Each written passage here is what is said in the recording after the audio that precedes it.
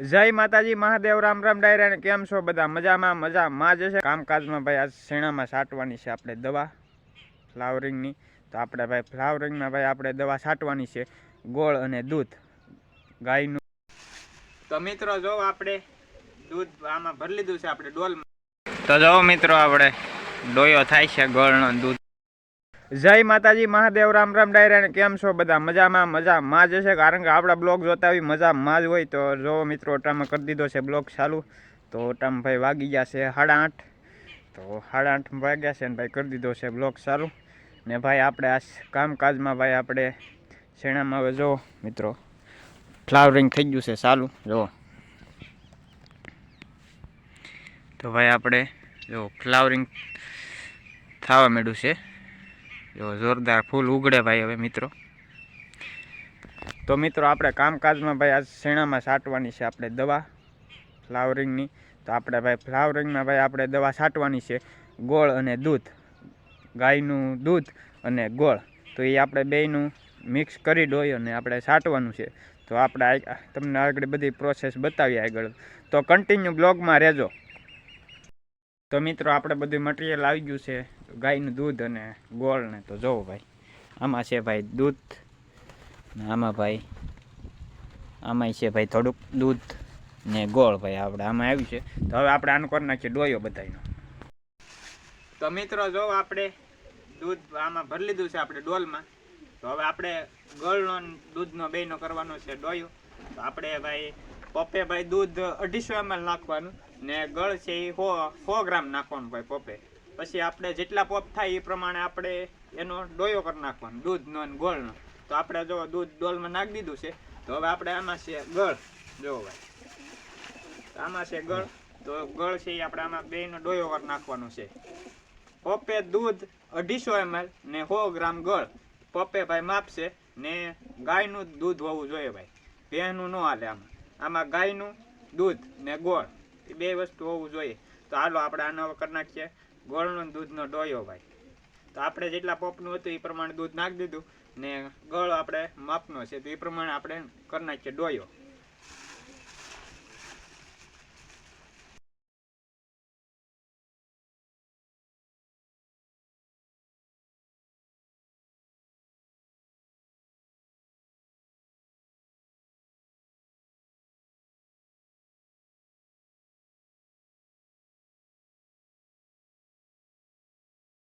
તો જો મિત્રો આપણે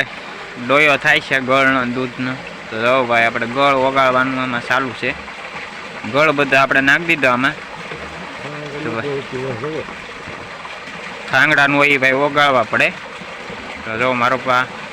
ઓગાળે છે ગળ તો જો મિત્રો આપણો ડોયો થઈ ગયો છે કમ્પ્લીટ ભાઈ ગોળ દૂધનો જો થઈ ગયું છે મિક્સ ભાઈ ગોળ દૂધ તો હવે આપણે ભાઈ પપ ભરી લઈએ તો જો મિત્રો અમારે છે માપ પપનું તો અમારે મિત્રો જો એક ભરી નાખી દેવાનું એક પપમાં તો હાલો હવે ભરી લઈએ આપણે પપ ભાઈ તો મિત્રો આપણે ભરી લીધા છે પપું ને હાલો તો હવે સાથે રાખીએ ભાઈ આપણે ગોળ દૂધ ને ભાઈ ગોળ દૂધ રિઝલ્ટમાં કાંઈ ઘટે નહીં ફ્લાવરિંગ માટે ભાઈ શીણા છે તુવેર છે મતલબમાં જે ફ્લાવરિંગવાળી વસ્તુ હોય એમાં ભાઈ બધામાં ઉપયોગ થાય ગોળ અને દૂધ ને ભાઈ પ્રવાહી કરતાં ભાઈ આ દેશી સારું ગોળ દૂધ કારણ કે ભાઈ રજ ઉડે મોઢા ઉપર તોય કાંઈ નુકસાન ન થાય ને કાંઈ વાંધોય ન આવે ભાઈ ને ભાઈ અત્યારે પ્રવાહીના ને ભાઈ ખાતરના ભાવ ક્યાં જાય અત્યારે કારણ કે આ તો કરવું જ જોઈએ ભાઈ વહેલા મોડું ભાઈ કારણ કે ખાતરના ભાવ અત્યારે એવડા વધી ગયા ને કે ભાઈ ખાતરની થેલી લેવા જાવ તો નેનો ઉરિયા લ્યો તો જ ખાતરની થેલી મળે બાકી તો ખાતરની થેલી નથી આપતા એવું છે તો હાલો આપણે કરી દઈએ ભાઈ ચાલુ દવાનું તો હાલો મિત્રો થઈ ગયા છે બપોરા તો કરી લઈએ ભાઈ બપોરા તો ભાઈ બપોરામાં જોવો ભાઈ ઓળો છે રોટલા છે પછી મરચાં છે વઘારેલા ટમેટા છે ભાઈ પછી મૂળા છે ભાઈ જો સાઈઝ છે તો આવું બધું છે ભાઈ બપોરામાં તો હાલો કરી લઈએ બપોરા તો તમે આવી જાઓ ભાઈ બપોરા કરવા ઓળો ને ભાઈ વઘારેલા મરચાં ટમેટા મૂળા તો હાલો કરી લઈએ બપોરા તો હાલો તમે આવી જાઓ પણ બપોરા કરવા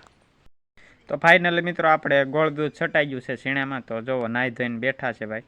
તો ભાઈ આપણે કમ્પ્લીટ સટાઈ ગયું છે ને ભાઈ ગોળ દૂધનું ભાઈ રિઝલ્ટ છે જોરદાર, કાંઈ ઘટે નહીં એમ ને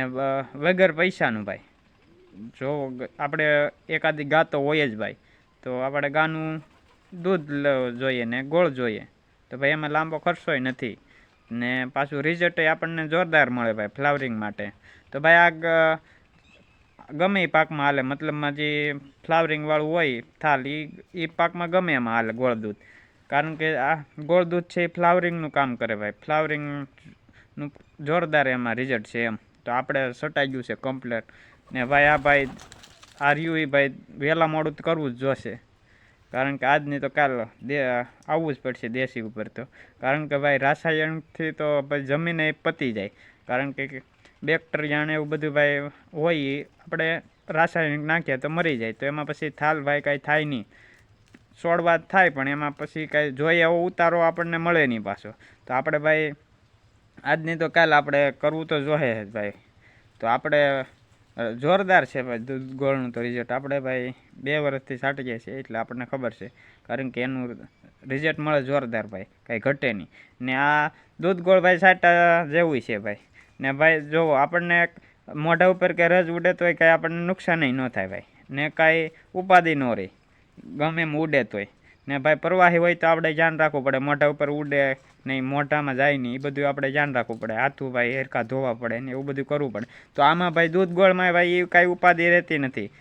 કારણ કે દૂધ ને ગોળ જ આવે ભાઈ. ને એ ભાઈ દૂધ આપણે ગાયનું જ હાલે, આમાં ભેંસનું કે કોઈ ન હાલે ભાઈ, આપણે ગાયનું જ જોઈએ. ગાય ભાઈ આપણે દેશી આવી ઓલો ને ઓલું જર્સી કે એ કોઈ ન હાલે, આપણે આ ગાવું હાલે આપણે. તો આનું ભાઈ આવું છે રિઝલ્ટ છે જોરદાર. તો આપણે જ સાઈટવું ને હું પાછો તમને બતાવી કેવું છે રિઝલ્ટ. તો ભાઈ તો હવે આપણે વિડીયો અહીંયા પૂરો કરે. તો વિડીયો તમને સારો લાગ્યો હોય તો લાઇક કરો, શેર કરો, અને અમારી ચેનલમાં ન હોય તો ચેનલને સબસ્ક્રાઈબ કરો. તો મળીએ નવા બ્લોગ સાથે. ત્યાં બધાને જય માતાજી, મહાદેવ, રામ રામ ડાયરા, અને આવજો, બાય.